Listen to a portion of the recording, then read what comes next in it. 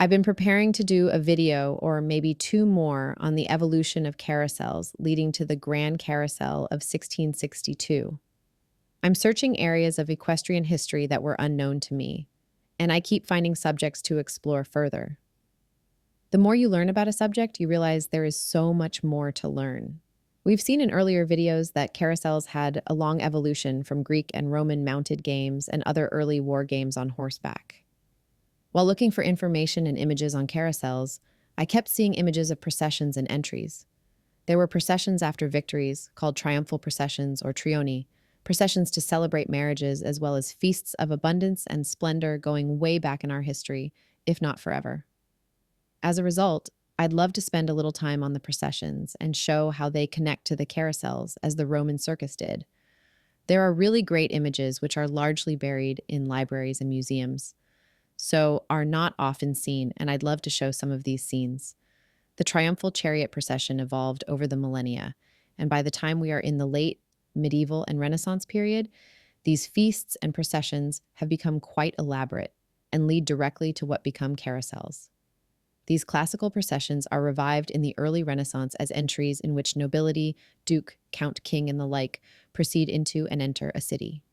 In early, more medieval times, we saw the knights attending a tournament proceed into a town in a specific order with horse and rider dressed to identify house and rank. Those processions would involve maybe 50 or so horses at a local sort of event, but for a big marriage ceremony or a famously extravagant Burgundian court tournament, would have hundreds of knights and many more hundreds of horses. Horses have been with us as companions for millennia, and here are some examples of our shared history. Let's take a look at a few examples. Here is a Greek triumphal scene. The horse often symbolizes power, speed, and military might, as this mural portrays. This image reflects what Xenophon wrote about when speaking of training horses for parades. A prancing horse is indeed a thing of beauty, a wonder, and a marvel. Here is a beautiful painting of Roman soldiers in a procession in a circus sort of environment. Think Roman circus and carousel around and around. Artist Claude Derouet in the 1620s painted the triumph of the Amazons.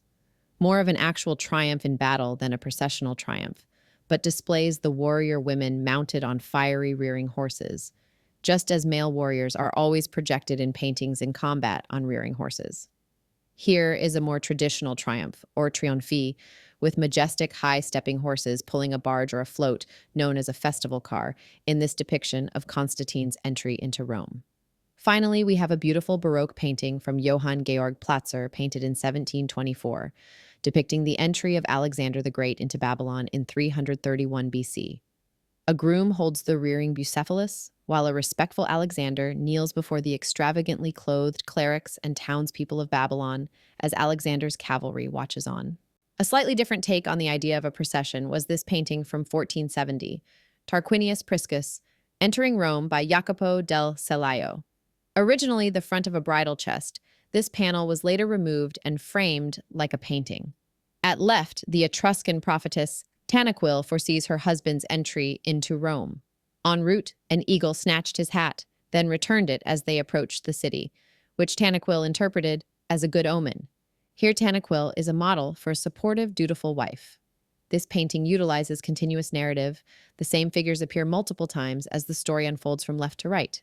The horses and riders are very well dressed and elegant, but in the center of the panel scene, horses and riders are stunned to see the eagle return the hat of the bridegroom.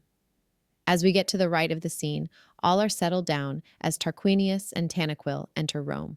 The horses in these triumphs all look beautiful and high-stepping with energy. In this painting by Poussin from 1635, the horses, well-part horses, centaurs, are quite exuberant in leaving the ground while pulling the festival car that is driven by a little Cupid, carrying Bacchus in a triumphal moment. Of course, the real horses are up in the sky pulling Apollo and the sun. Perhaps the most famous image of a procession can be seen in the Medici Chapel, where the frescoes of Benozzo Gozzoli adorn the walls. The horses take up a central role. They are elaborately adorned in a display of nobility, prestige, and wealth. The procession of the Magi depicts kings or magi from various parts of the world as they process to pay respect to the newborn Christ. These images show a procession, but not the completion of the journey. The end of the journey, the actual adoration of the Christ child, is only shown in a private cell of Cosimo de' Medici in the monastery of San Marco. The procession is divided up into three groups covering three walls of the chapel.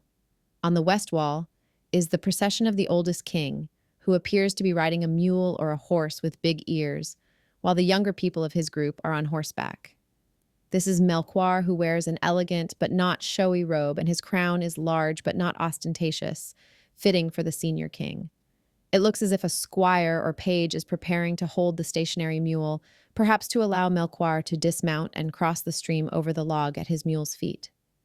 It is thought that the figure of Melchior represents Joseph, the Patriarch of Constantinople, or John VIII Palaiologos, the Byzantine emperor who visited Florence during the Council of Florence, 1439. This is a nod to the Medici's role in hosting and paying for that council and their ties to the Eastern Church. As they process, there is hunting carried out by a hawk, and our eye is drawn to the figure in blue, possibly the young Giuliano de' Medici, who carries a leopard mounted behind him. His horse is the liveliest figure in a slight rearing stance, which his rider handles with aplomb. The middle king is named Balthazar and cuts a resplendent figure in a dark green and gold embroidered robe with very well-attired squires who accompany him on foot and horseback.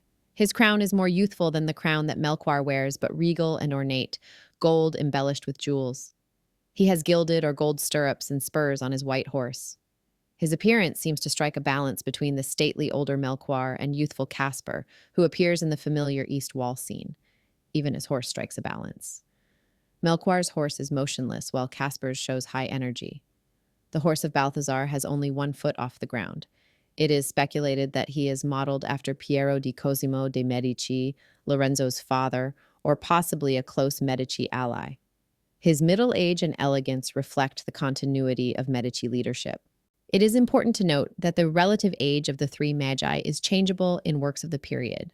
For example, Balthazar is often identified as the youngest king and is increasingly said to hail from the African continent. However, Gozzoli's youngest king is Caspar. Taking on the role of Caspar is a young Lorenzo il Magnifico de' Medici, soon to become one of the greatest Medici rulers of Florence's history. What an image it is, in his magnificent coat of brocade or damask in splendid gold, lined with fur and adorned with jewels. Jewels on the crown, jewels on the belt, very fancy and royal. The horse is elegantly dressed in caparisons of red and gold with matching bridle and reins.